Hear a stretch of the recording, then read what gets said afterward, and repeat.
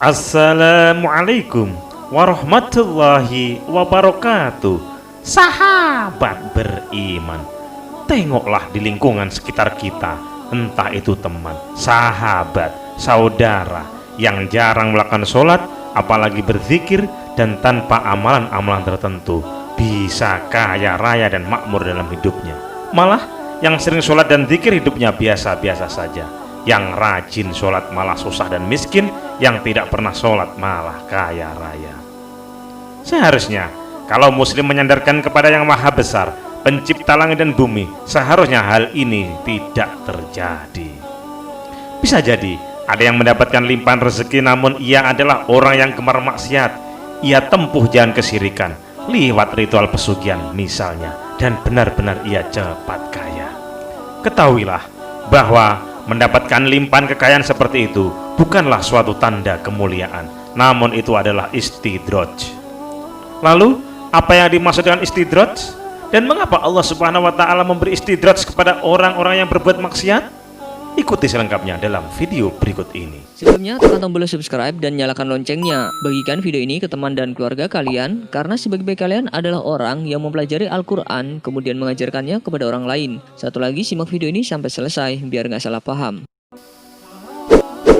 Istidraj artinya suatu jebakan berupa kelapangan rezeki pada hal yang diberi dalam keadaan terus-menerus bermaksiat kepada Allah Subhanahu wa Ta'ala.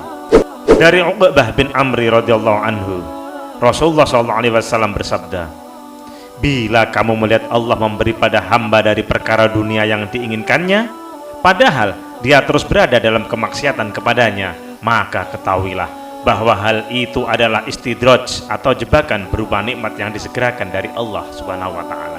Hadis riwayat Ahmad. Allah Subhanahu wa Ta'ala berfirman yang artinya, maka tatkala mereka melupakan peringatan yang telah diberikan kepada mereka, kami pun membukakan semua pintu-pintu kesenangan untuk mereka, sehingga apabila mereka bergembira dengan apa yang telah diberikan kepada mereka, kami siksa mereka dengan sekonyong-konyong. Maka ketika itu mereka terdiam berputus asa. Al-Quran Surat Al-An'am ayat 44. Dalam tafsir Al-Jalalain halaman 141 disebutkan, ketika mereka meninggalkan peringatan yang diberikan pada mereka, tidak mau mengindahkan peringatan tersebut, Allah buka pada mereka segala pintu nikmat sebagai bentuk istidraj pada mereka, sampai mereka berbangga akan hal itu dengan sombongnya. Kemudian kami siksa mereka dengan tiba-tiba, lantas mereka pun terdiam dari segala kebaikan.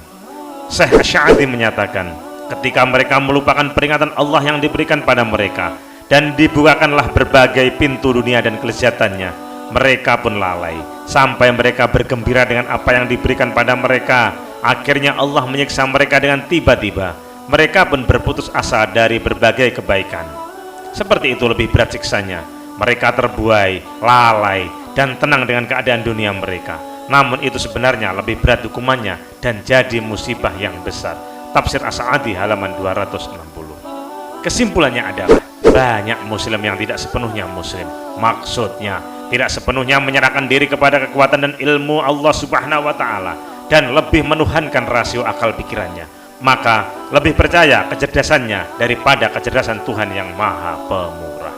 Contohnya, sedekah ilmu kaya itu janji Tuhan, dan kita ternyata sulit sekali percaya ilmu Tuhan tentang sedekah. Tak tawakal adalah sarana mendapatkan rezeki tak terduga, dan kita masih seringkali kalah sebelum tawakal. Sabar dan sholat adalah penolong, dan kita lebih banyak meminta tolong kepada makhluk, dan masih banyak sekali yang lainnya.